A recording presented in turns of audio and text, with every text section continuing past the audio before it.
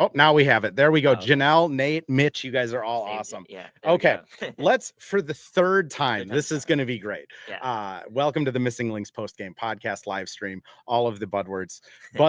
I'm your host, Andrew Dukowitz, beat reporter for Zone Coverage. I cover the Lynx, Wolves, and Gophers for the website. And Kenzo Fukuda, There you go. Yeah. third time was the best time. They I never even botched heard, it the never even first heard time. it, Yeah, we're not going to edit any of that out. The pod will start 2 minutes after we start recording it because we had an ad read in there, and I don't want Isaac. Oh, ad sound worked. See, great. Thanks, Nate. Your ad will also work today, I promise. Kenzo covers the Golden State Valkyries for Clutch Points, and we are going to just start jumping into it. Lynx beat the Valkyries today. Pretty handedly. As Kenzo says, pretty handedly.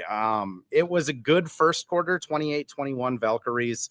I kind of made mention to Terry Horseman, shout out Terry, who sits next to me at games, that about the 3-minute mark of that first quarter, it really seemed like the Lynx got it together. I used in my wording was they seemed kind of spazzy to start the game off. And then once they settled in, it was just kind of a track race for a track meet for the Lynx, which, I mean, Kenzo, I'll ask you, what did you kind of like out of the Valkyries in those first 7-8 minutes before it kind of changed? It looked really nice to open the game. Natalie and the team always talks about getting family shots and ball movement and just moving the ball. So it looked really nice in that first quarter. They were also hitting some like contested threes there. Salon was like some corner contested threes there, which is kind of her game. But I think it was mostly like things felt comfortable for them. They were playing kind of in their flow. And we'll get to this later. Their flow sort of ceased there for the rest of the game. But yeah, it looked like when the offense is at its best, that's kind of what it looked like. It looks like ball movement, things not getting bogged down. And yeah, it looked really good there in that first quarter. Yeah, thanks, Mitch. I am a company man first. Andrew mentions great rotations like that Cheryl was playing today. Also says he'd like to see Phoenix next round. We do still have another game against Golden State. I don't want to dismiss them too much, but I kind of agree with you. In the first quarter, it did seem like they had some contested shots, but the offense was moving pretty well, which Cheryl post game talked about it, saying, they almost didn't do what was on the scouting report in the first quarter and were letting the Valkyries shoot some threes. I don't know if I necessarily agreed with that. It seemed like they were playing defense pretty well for the most part, but it seemed like the Valks actually got like points in the paint in that first quarter. Like Temi Five Bentley was like actually getting into the paint. Veronica Burton was getting like dribble penetration. I think that's sort of what changed like in that second quarter and third quarter. Like the Valkyries just couldn't break the paint, which did not set them up for like those open looks that they were getting in that first quarter. Well, and that's what was kind of interesting. I mean, people that have seen the Lynx and watched them all season, is the Lynx, if there is one thing they kind of let go of sometimes, it is points in the paint, where teams sometimes can just all of a sudden get it going and really start scoring in the paint. And it seemed like it was just locked down from the first quarter on. Or midway through the first quarter on, that just dried up immediately. And then once that happened, shout out to some of the other Valkyries reporters who I've talked to that say that Golden State kind of has this just shot chucking mentality at times. It kind of seemed like that's what they resulted into, was just trying to desperately get something to go in, which I don't know if you felt that same way, but I think it's hard. They had the most 3-point attempts in the league, and they just refused to quit that, which I think part of that's like the advanced stuff where it's like, if you shoot more threes, it'll eventually make up for some of the other stuff. But they just weren't getting good looks. Like I think like it just, things were just so difficult. Like once Minnesota kind of locked in, it was kind of just like over. I think Minnesota kind of woke up, and then like once they got their defensive rotations like really like moving, the Valks kind of just didn't have like the athleticism to match like the length that Minnesota plays at. Like the length was like, it was causing Veronica Burton a lot of problems today. Like, especially she had like 7 turnovers, and she's usually like really good at not turning the ball over. Yeah, it was interesting because the Valkyries, they only had 16 as a team, So I didn't feel like it was too egregious, but you're right. I mean, the Lynx were pressuring Veronica. I mean, the second she got the ball, it seemed like she would cross half court, and all of a sudden there's just K-Mac or Dejanay or Bridget or someone. Just waves of wing defenders that just kind of bothered her. That's like kind of probably the next step for her, like moving forward. Like she's made a couple leaps this season. It's just like she's gonna have to learn like other teams are like treating her like the number one option, which was tough. She had a tough night. Yeah, which Natalie Nakase came in after the game and rightfully had some things to say about the officiating, which I will say I do kind of agree with her. Like the officiating was just weird tonight. Yeah. I think if you're just looking at the box score, you'd go, oh, the Valkyrie shot 27 free throws. The Lynx only shot 24. Fouls, 22 on the Valkyries, 23 on the Lynx. I mean, I think if you're just looking at the box score, it seemed a lot more evened out, I guess I would say. But, Natalie's point was more of just the fouls that were being called on the Valkyries were just kind of soul crushing, right? Like they would have a great defensive possession and then a late whistle would happen on a Heidemann drive, or they would, I think there was one foul that Natalie blew her challenge on where it was just like super ticky. It just like the first quarter we were talking about before we went live. Like the first quarter just felt like they're allowing like playoff physicality and like pretty much like both teams were playing really physical. And then in the second quarter, the refs just completely changed the emphasis. Like they went, like they started calling like these very touch foul-y like calls. And like, I think that definitely like hurt the Valkyries in that second quarter. I think the free throw discrepancy in that quarter was 11-1, which is tough to overcome. Yeah. Again, it's not why the Valkyries lost. There's a lot of other reasons why the Valkyries can like come back in this game, but it definitely killed some of the momentum that they had there.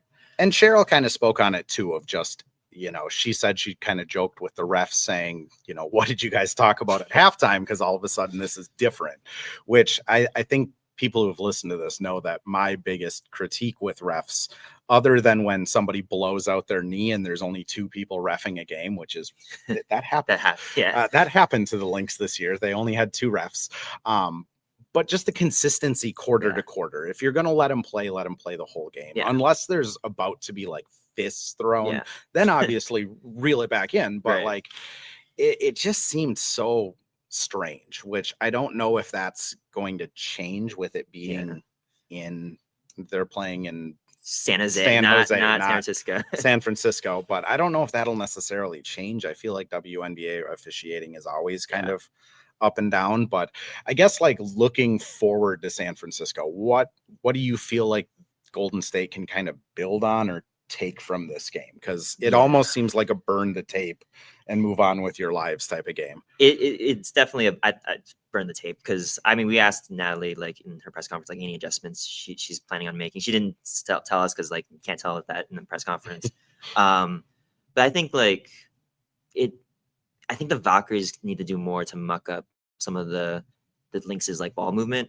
I think the game, this is just me like watching the sidelines, I thought the game plan was limit Nafisa to some of like tougher shots, just make everything hard for her.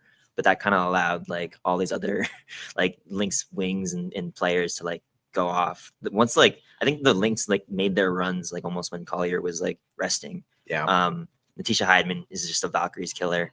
The joke for like the Naz Reid is like the Warriors killer. Natisha Heidemann's the Valkyries killer. If there's any of the Crunch Wears No Pants boys in the live stream here, they have a shtick for the Wolves season where they award one player the Naz Reid Award for the game for exemplifying the most Naz Reid-y of Naz Reid games. They have gone all in on the WNBA this season, and they have dubbed it the Natisha Heidemann Award. That is the Naz Reid Award for the Lynx, the Natisha Heidemann Award. So they would, I think we have the same vibes where like what's interesting with her is it's almost every time Courtney has a down game, and Courtney started off pretty rocky in this one. She seemed kind of erratic for most of the first quarter, but then T comes in and it just changes. And then that was the other thing the second quarter. That was like she just went off. She kind of just like got to the rim, hit the open threes. Which it's official now. She is 10th in the paint field goal percentage for the season. I mean, when you have a I think she's listed at 5'8", but probably closer to 5'5". Yeah. Point guard that is 10th in the league in rim percentage. And that's the other thing I felt was really weird this game is the Valkyries, when I was diving into the matchup and when I've seen them, they're always so disciplined in the paint, where they, allow the least points in the paint per percentage. They're really good at defending at the rim. Yeah. And tonight it just kind of seemed like the Lynx had a layup line going at times, which, to your point, I think some of that is from Fee, but I wonder if there's just anything else that just kind of led to that like stark change from how they defend. I think the emphasis was like limit the Lynx's like shooting, because the Lynx are the best shooting team. Maybe they were one of the best in history. Like limit like some of those shots there, but the Lynx just kind of beat them with ball movement and a lot of like straight line drives. Like that was concerning actually. Like they got like, I feel like Tisha just went left every single time and got to the rim. And I don't know. Like that's a little concerning because Valkyries are usually better at that. I think it might be different when they go back home. The crowd was definitely a factor tonight. The Lynx crowd's great. Like that is really loud. It's really loud person. Small. Yeah, no, they were on it. They were on it tonight. Yeah, they had a sellout 8,800. They didn't open up the upper deck of the Target Center, and Dejanay Carrington checks in, and I could barely hear the PA announcer say her name. It's Lynx fans are just you guys are insane. Towels going everywhere. People brought pink wigs back, which like that's insane. All of you guys are awesome. KJ asks, is T okay? That fall at the end seemed to shake her up a little bit more than normal. KJ, I'm going to leave a cliffhanger here, and we're going to give Firehawk another ad read because the 3 minutes of muted audio at the beginning I think will get cut. But when we come back, we'll talk about T. We'll talk about Fee had some injury, eagle-eyed fans saying there might have been an injury there as well. And we'll get to that after the ad read. Well, hello. Thank you, Livestream Andrew. This is Ad Read Andrew. And today we have Firehawk Construction and Remodeling, the presenting sponsor for the Missing Links podcast.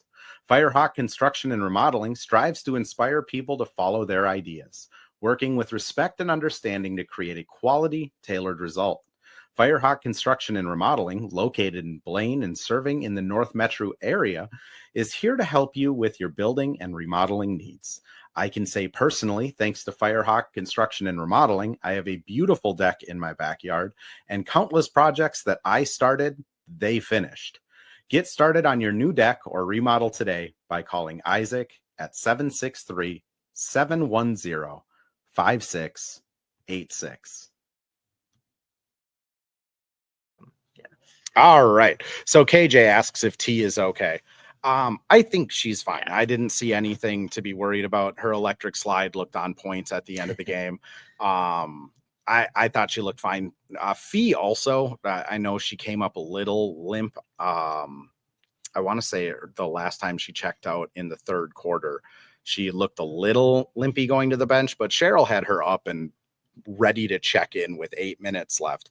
And like, if you ever want to know if Cheryl is serious when she says she doesn't pay attention to the score of the game and she's just playing play by play, I bet there's a good chance that one of the assistant coaches like took her aside and was like, we're up by 29. Maybe we don't need to put Fee back in. And then Fee came back and everyone kind of sat. But I mean, even Dejanay looked awesome today. Kind of goes to show just, I think they were just making sure she was 100% for the playoffs. But I mean, on the Valkyrie side, was there anyone that was really kind of worrying you injury wise?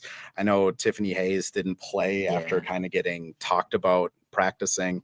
Yeah, I think, Ileana Rupert left the game last game, like kind of in the fourth. The game was lost, but like she left, and I think it was like a foot or ankle injury there. That was her minutes were a little surprising. She didn't play that much. She also didn't score as much, which is a kind of a factor I'm looking forward to seeing in game 2, just because like the Valkyries offense is like leagues, like statistically there's leagues better when she's on the court. I think their offensive ratings like at its best when she's on the floor. And she didn't get too many minutes tonight. I don't know if that was a matchup thing or maybe just like kind of easing her back in from like a weird sort of injury on in the regular season last game. But other than that, like they're at the most health they can probably be right now. I don't even know if Tip Hayes is gonna be ready for game 2. Yeah. She's kind of just been out for a minute, and Like they've been they don't really tell us the most details about that. Yeah. So I think like this is who the Valkyries just have to rock with, and it's gonna be tough. I'm my optimism for game 2 is not that high. Yeah. Well, and Kate Martin didn't play in the regular season finale. I know people were kind of worried if she was injured or something. I mean, she looked fine tonight. It usually is just like a rotation thing. Like the Valkyries rotation is never really consistent. It's just sure. It's just like Natalie just goes with like whatever matchup she thinks is suitable. So she hinted at maybe changing that in game 2. Maybe more Carla late minutes. That's kind of like their I call her the Jordan Poole version for the Valkyries, just because she has like a different change of pace. But again, she's a rookie, so it's kind of hard to like rely on her to change like the Valkyries' destiny at this point. Yeah, it's just, again, and if anyone has any questions in the chat, anyone wants to chime in, feel free to.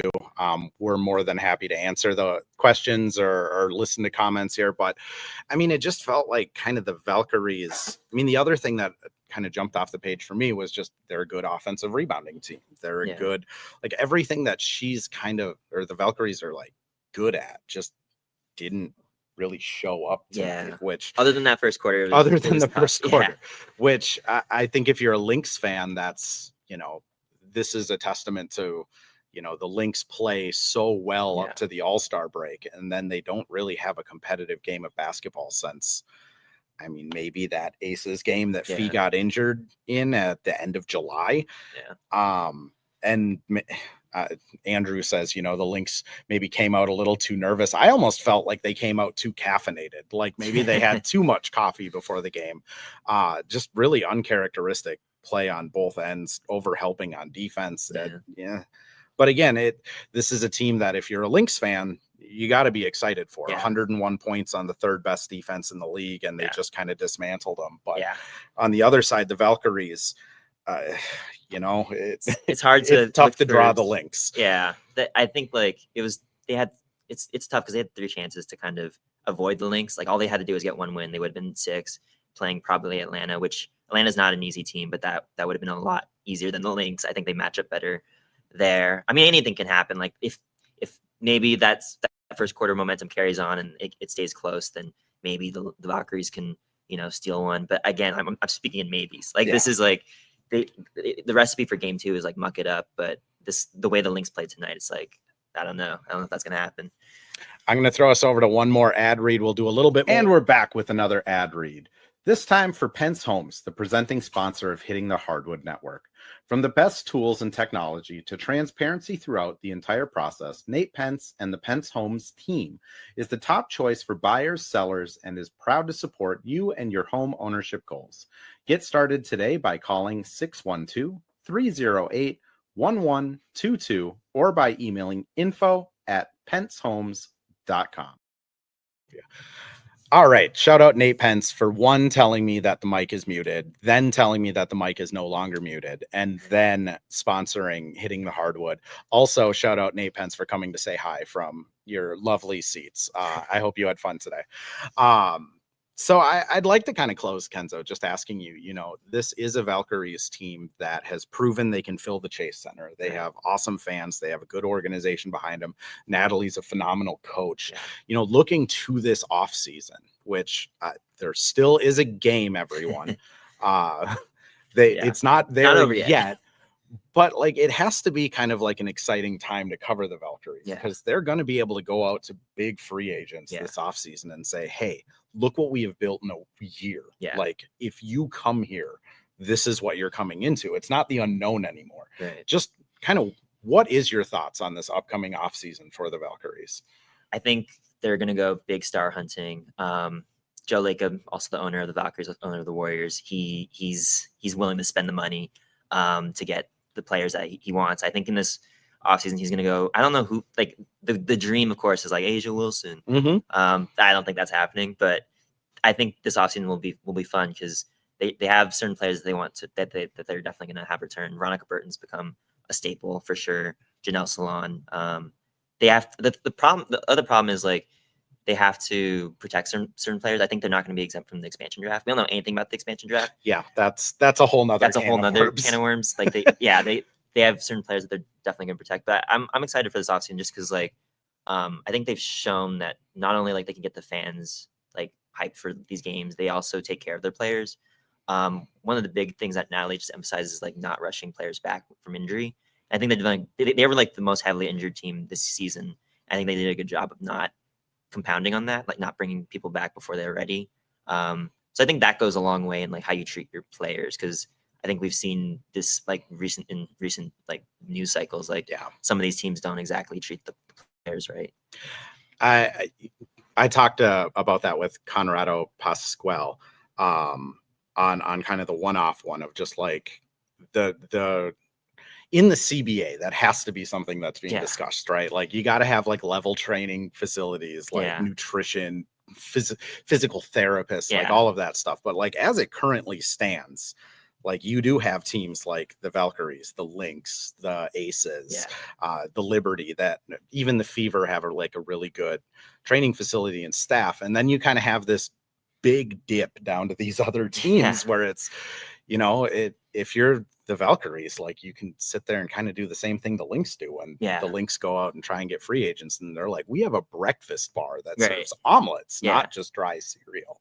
Which, I mean, kudos to you. Janelle here in the chat shares a nice message for you, Kenzo. Thank you so Congrats much. on a fantastic first season for the Valkyries. Set the bar super high for expansion teams. I mean, 100%. I mean, even your guys' coverage has set the bar super high. I can't remember last year we went through Phoenix, Connecticut, and New York, and there's more Valkyries people at this press conference than any of those ones. So like, we've showed y'all up. are doing it right. It's fun. It's been fun. This has been my first like professional cover beat. Like I covered a little bit of the Warriors. Like that was midseason when I got hired, so I got a little bit of taste of that. But this has been my first like professional beat. So it's been really fun. Met a lot of cool people. I think at the beginning of the season, I was a lot more nervous asking those questions. So yeah, it's been a fun season. I always say, you know, like last year was my first season on the Lynx beat, and you know, going from the Lynx to the Warriors through the whole, or the Lynx to the Wolves, through the whole Wolves season, I kind of missed the Lynx because there's just so much more like availability. People like want to talk to media, which like, you know, part of it is like my shtick as a media member is I try and ask more fun questions and like get people's personalities show. But the other part of it is just like NBA players have like cameras shoved in their face constantly.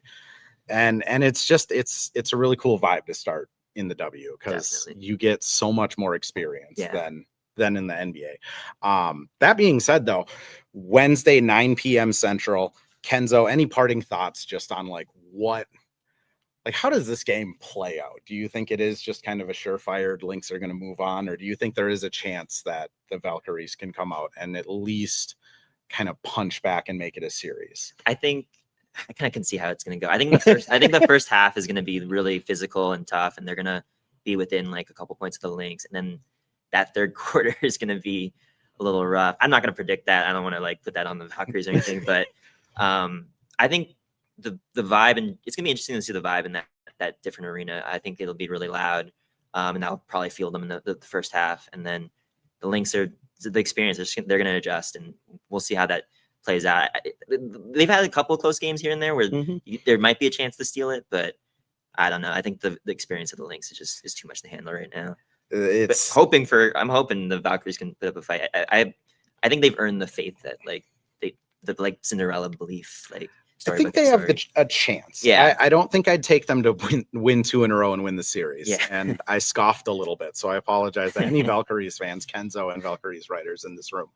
But like, I do think they have a chance because they shoot a ton of threes and they play good defense. If the 3 ball is just magneting in there, like they have that chance. That being said, I mean, it's tough when you look at these two teams on paper and you have like a zone heavy Valkyries team that relies on the 3, and you have a just kind of, I mean, we were talking before we started recording of just, you know, the worst player in the Lynx rotation is still like an above average playmaker. When you sub in Natisha Heidemann, Jessica Shepard, and Dejanay Carrington, you're not dropping off any of that like ball movement and decision making, which, you know, Veronica Burton mentioned it, kind of just, you know, there's just waves and waves of Lynx that just kind of overwhelm you at a point. So I feel the same way. I think there's enough talent and pride on that team that they're going to make it a game. But I don't know if there's anything in this game, I feel like the path to stealing 2 against the Lynx is, That's a tough one. that's a tough one. And moving forward into the next series too. I mean, with Phoenix and New York, which we'll see how they stack up in the coming days here too. I mean, if this is the Lynx team from the first half of the season, it's going to be fun to cover. I'll put it that way. Yeah, definitely. All right, Kenzo, I want to give you the opportunity. Anything you want to plug, any stories you're working on, where can people find you? Yeah, you guys can find me at Clutch Points. I'm on the Valkyries beat. I'm going to be covering the Warriors this upcoming season, so that'll be really fun. You can follow me on Twitter, Kenzo Fuku, Kenzo Fuku.